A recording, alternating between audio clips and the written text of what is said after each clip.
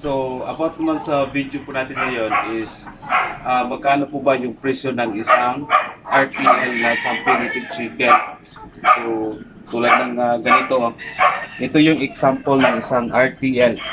So, mga weeks to go or mga months siguro is pwede na ito sa mga itlog.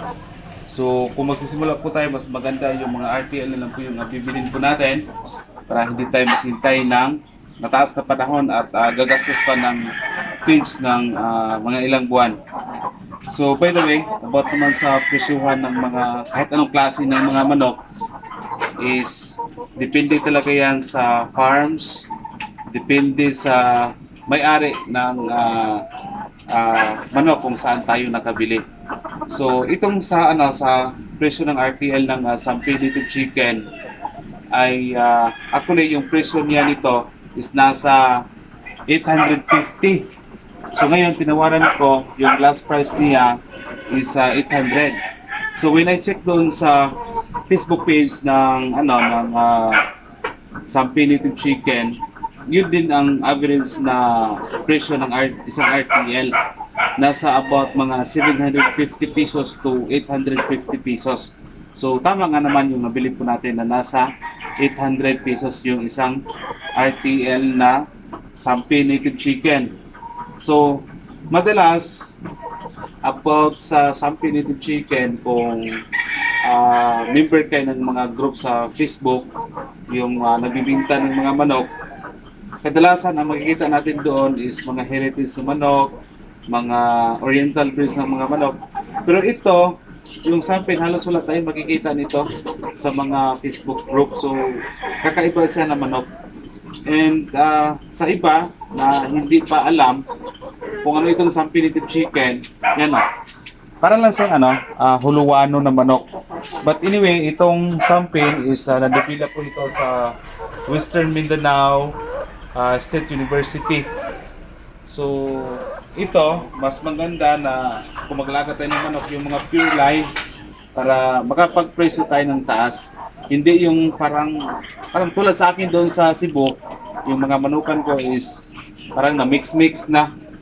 So, yung ganito, pag mabibili sa atin, meron ka pang sampin dyan, pagkano presyo? Ganon. Yeah, 800 yung RTL, ganon siya. Yan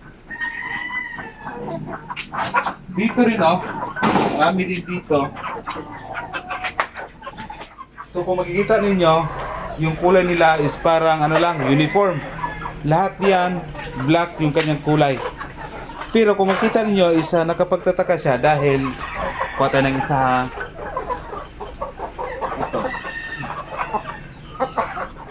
Ito is sobrang black yung kanyang kulay. Yan sobrang black yung kanyang balahibo. Yung paa niya is color black. Pero tingnan nyo naman yung kanyang, anong tawag nito? Skin? Yung kanyang balat. Ito. Is color white. Yun Yan Color white. Dito na lang. Color white. Hindi siya black. Hindi tulad nung anong klaseng manok yun yung black balahibo. Black din. Lahat is color black. Pati yung skin niya, yung balat is black din po. So ito, iba. Dahil black yung kanyang color, ang kanyang balat is white. So maganda ito siya for meat type. Itong klase na sampin.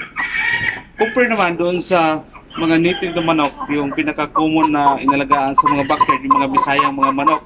Tulad sa akin doon sa Cebu, marami. Matagal natin sa mga binta. Kung upgrade na sa mga 3 months to 4 months. Ito, kung pure ito, ay 2 to 3 months. Kahit di natin sa i-upgrade, halos kasing tibang na po siya ng about mga 4 months na mga Bisaya na manok. So yan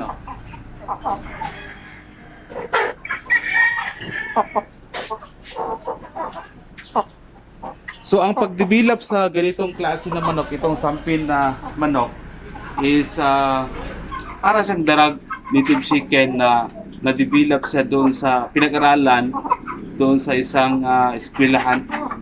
So ganun din po ang ganito. So bago na-develop itong manok na ito, itong Sampi native chicken, according doon sa narrations ko, is about 10 years pa bago nila nakuha yung yung ganito na klase ng breed ng manok. So again, bawat isa na nabili ko dito, or kung magtatanong ko kung magkano yung bili or presyo ng isang RTL na Sampi native chicken, ang bili ko nito is nasa 800 bawat isa. So lahat kasi ito sila mga 10 yung binibili ko. So 800 times 10, bali 8,000 yung binabayaran ko plus delivery charge 1,000 yung bigay ko kasi medyo mas malayo kasi itong area po namin dito sa Cagayan de Oro City at doon sa may Lantapan, Bukidnon. So bali total na nabigay ko doon sa sa nabilhan ko is 9,000 pesos.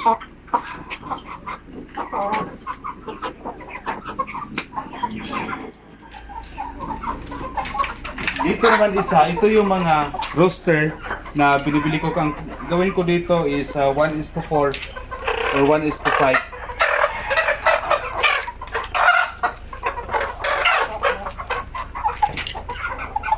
Kuha tayo ng isa.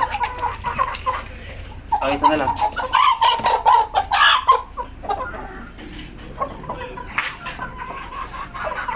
So ito din po yung example ng isang roaster na Sampi native chicken. So as you can see, parang nga siyang basilan, di ba? So may pakita ko yung pure basilan doon. Para siyang huluwano basilan. Pero ito talaga is Sampi native chicken. Ang karni nito, sabi nung nabilan ko is halos pareho lang din daw sa mga Bisaya na mga manok. Masarap din po yung karne kasi nga ito is native chicken. So yan.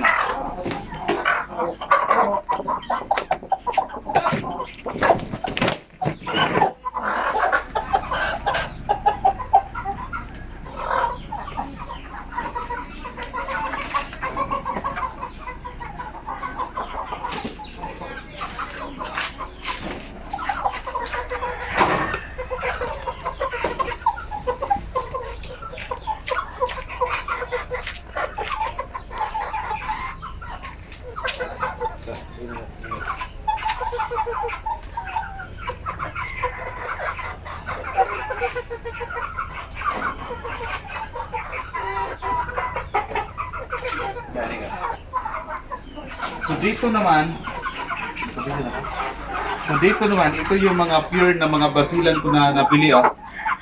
Pure basilan. Dito, meron din po dito.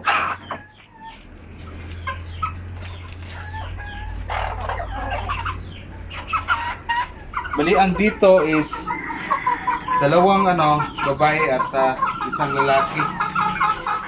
So ito yung example ng pure na basilan. Kamukha lang siya ng shamu at asil. Pero this is basilan po talaga, pure. So, minimake sure ko talaga na makukuha ko na manok yung sa mga talaga, yung mga pure talaga na mga basilan. Halakan natin, oh.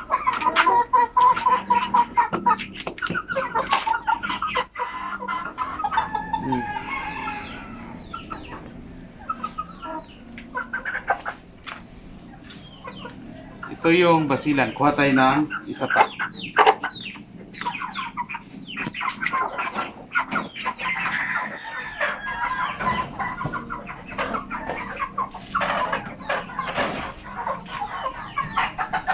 Ito din, oh.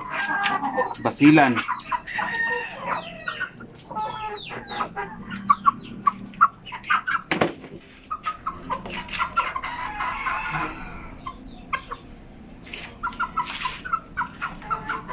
So, as of now, temporary is dito lang muna yung ating mga manok na mga bagong bili dahil nga ongoing pa po yung pagpagawa po natin ng pabahay at saka mga kulungan para sa ating mga manok.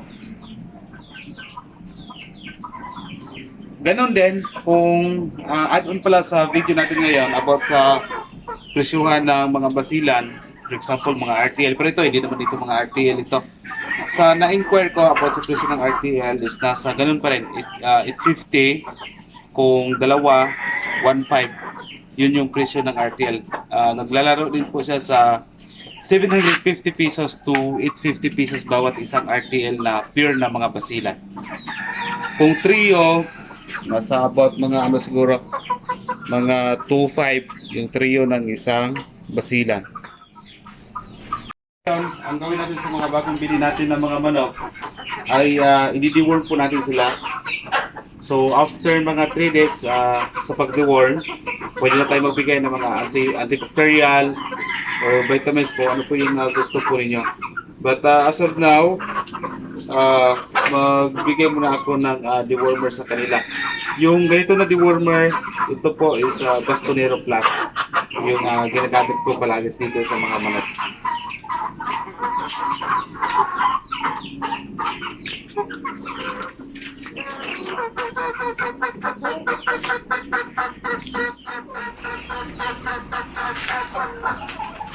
Okay na ka, na ka. Pwede na ka magpaulit.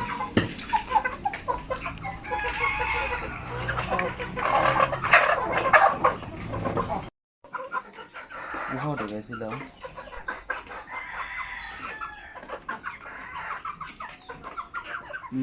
Grabe, sobrang uhaw nila.